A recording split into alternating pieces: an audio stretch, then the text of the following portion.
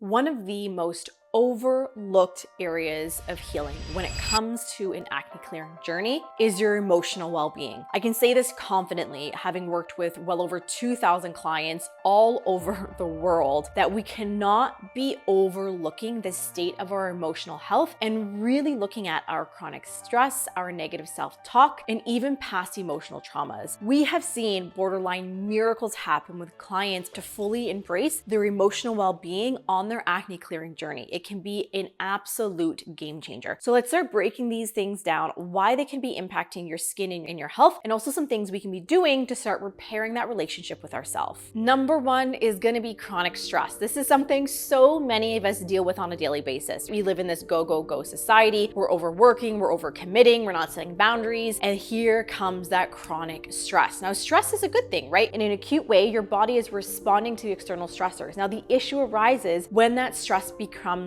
chronic, when we're dealing with it all day, every day, because this is going to be putting our body into a state of fight or flight. When this happens, it's going to be impacting our cortisol, it's going to be increasing sebum production in the skin, but it's also going to be leading to disrupted hormones, more inflammation, it's going to be disrupting our skin barrier, and also weakening our immune system, all because we're living in this chronic state of stress. So that's why we really want to be including stress reduction practices. And I know we hear this all of the time: reduce your stress, it's better for your health. We know this, but we just need to start putting it into place. Now, what works for you is going to be different from what works for me than what works from your friend. You want to be finding stress reduction practices that align with you and feel good. And we don't want this to be another added thing on your massive to-do list. Finding really small, simple little things that you can be doing while you're on the go, while you're sitting watching a show, while you're sitting at your desk. So let's say things like, we all know meditating. Some people really love it. And you can be getting apps on your phone like Calm or Headspace, doing like 3-minute meditations, maybe while you're sitting at your desk or while you're waiting for dinner to cook. Really simple ways. But if that's not for you, maybe trying something like gratitude journaling or dancing. If you love to dance, put some music on when you're in the kitchen and start dancing around. Maybe you love going for walks, petting a dog. Who doesn't feel better when they pet an animal? Maybe you're doing some grounding. You're physically putting your feet on the earth. You're looking out in nature. You're painting. You're reading. You do something that brings you joy to help reduce that stress. Maybe getting some gentle movement. We talked about walking. Maybe you like doing yoga or Pilates or whatever it may be to really help break that pattern of stress that we're constantly in. Now, the next one is going to be the negative self-talk. This is so massive for acne sufferers. I know you know what I'm talking about. This is the constant bullying of ourselves. You're not good enough. You're not going to figure this out. Your skin makes you look ugly. People are judging you by your skin. You're hopeless. You're defeated. Your acne is going to be here forever, right? All of these things we tell ourselves every single day. I always give this analogy of, if there was a kindergartner, right? They're, a little kid, they're 5, they're 6, they're learning to read. And they were really struggling to learn to read. And they were constantly being told, oh, you're not going to get this. You're never going to learn to read. You're too dumb. You're not smart enough. You're not going to figure this out. How difficult would it be for that child to learn to read? Would it take them years to figure this out? Would it make the journey that much harder? So then why are we talking like that to ourselves? We need to start reframing our mindset and catching ourselves while we're in that negative self-talk. So instead of saying things like, my skin's never going to heal, let's swap that to say, my skin is healing more and more every day. Instead of saying, oh, I'm not good enough to have clear skin, let's change that to be, I'm worthy of having clear skin in love. Really working on shifting your mindset. Now, this isn't an easy practice. I would say this is one of the hardest things for acne sufferers to do, because you're having to retrain your brain away from that constant bullying. But remember, we want to be making sure that we're including that positive self-talk and that positive reinforcement, because we really want to start repairing our relationship with ourselves. The last component to our emotional well-being is going to be past traumas. These past emotional traumas that have happened maybe in childhood, as a teen, early adult, maybe as an adult. These traumas, when we aren't able to process these feelings and these emotions and these traumas that happen to us, they begin to be stored in the body, and then they put our body and our nervous system into a state of fight or flight. We're just on edge all of the time. And this can be leading to inflammation in the body, and it's also going to be disrupting our hormones, our sleep, our digestion, all from these emotional traumas being stored in our body and creating a state of dis-ease. So this is why we have a mindset coach that all of our clients work with to start working through these emotions, as well as repairing the relationship with ourselves. But we also encourage our clients to,